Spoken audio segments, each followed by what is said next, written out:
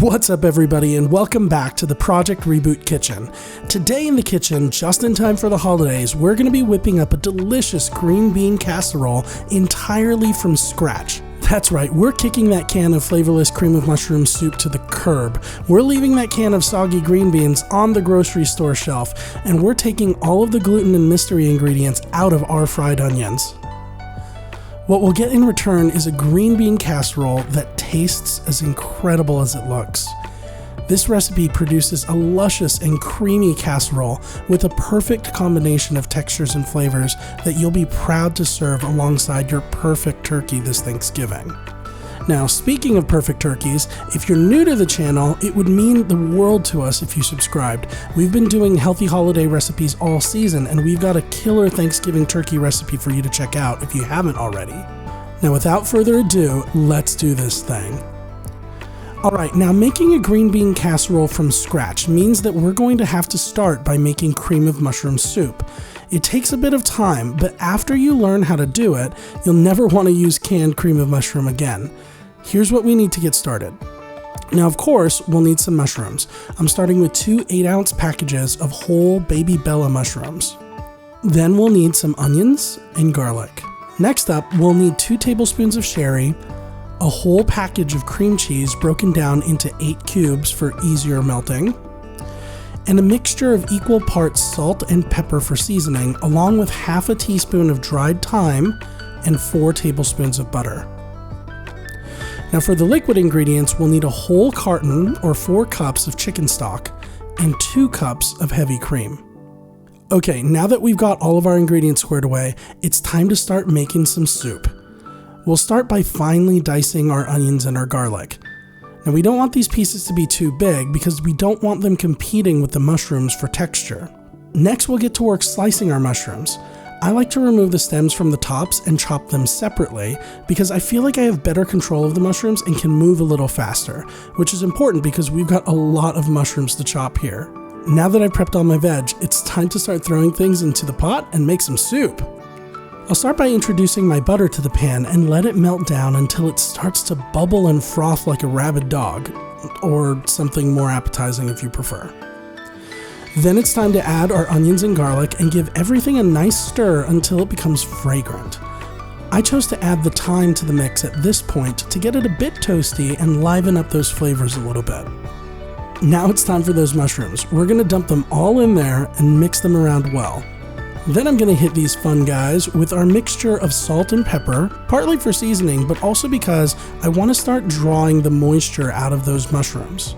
After a couple of minutes of mixing, it's time to add half of our cream cheese and keep it moving until it's completely melted.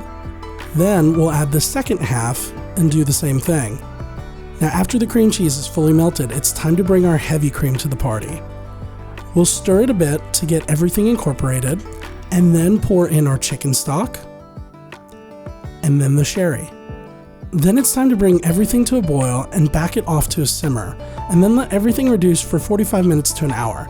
Now make sure you stir it every 10 minutes or so to prevent any sticking or burning. Now since we've got to keep that cream of mushroom moving, we can't go very far, so don't go sit down and watch the game on TV yet. This is the perfect time to make our homemade gluten-free fried onions to top our casserole with. Which, by the way, is an amazing pre-game snack if you're feeling inclined to make some extra. Anywho, for smaller frying jobs like this, I like to whip out my trusty cast iron skillet. This thing is a beast and it takes a while to preheat, so I'm going to get a head start by turning the heat on now and adding the oil to the pan. Now if I wanted to make this healthier, I'd go with a more healthy oil like refined coconut oil or even some lard, but I had a bunch of canola sitting around, so we're going to use that, okay? No judging. Once we've got the oil preheating, we'll start prepping our onions for their fiery demise by slicing them thusly, from the side, and then separating those layers into individual strands. Then we'll make our egg wash by taking some eggs, adding a bit of water, and whisking the mixture to make them both get along. Finally, we'll make our gluten-free dredge by mixing all-purpose 1-for-1 gluten-free baking mix with a combination of salt, pepper, cayenne, and paprika. Exact amounts are in the description. Now once everything's prepped, it's time to rock and roll. I'm pretty impatient when it comes to these things, so I'm just dumping all of our onions into the egg wash, and then using my hands to make sure that they're fully covered in egg slime. Then I'll take a couple of handfuls and toss them daintily into our flour mixture. Then it's time to get my hands dirty again and make sure everything has a nice light dusting of flour. Next, I'm going to wash my filthy mitts and check to see if the oil is ready. Once we're at around 350 degrees Fahrenheit or around 175 degrees Celsius, we've got the green light to start frying. Now, because I'm super lazy, I'm going to just put my onions into the oil straight from the dredging bowl by using this handy dandy wide meshed spider. I'll scoop up some onions, shake it a bit like I'm panning for gold, and introduce the onions into the pan.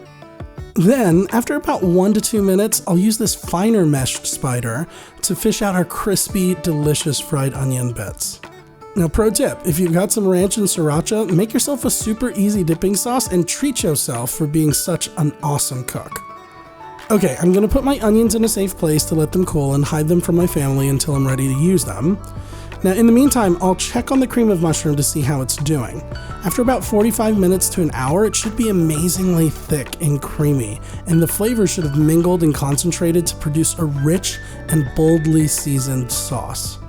Now, if it's too salty to serve on its own, that's actually okay because we're going to serve them on top of green beans that we won't be seasoning at all, so this soup has got some heavy lifting to do.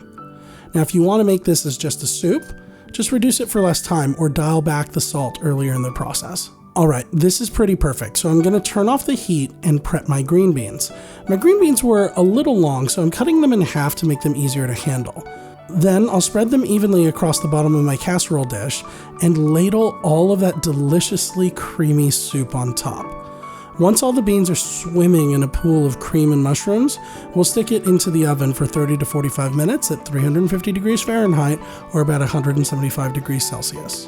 Now, after about half an hour, it's time to take our dish out of the oven and top it with our delicious crispy onions, provided your family hasn't eaten them already, and then dig into the best green bean casserole you've ever tasted. Now, this casserole was simply amazing. The cream of mushroom was so wonderfully thick and savory. The soft chew of those mushrooms was the perfect contrast to the slight crunch of our fresh green beans, and those crispy onions added some texture and a little bit of heat to the dish from the cayenne pepper and the seasoning. All in all, this is an ever-present but oft-overlooked side dish that is sure to steal the show this Thanksgiving. You definitely have to make it. Alright guys, well if you think that you're going to be making your green bean casserole from scratch this year, smash that like button and leave us a comment. I definitely want to hear how it goes. Alright guys, we'll catch you next time, fam.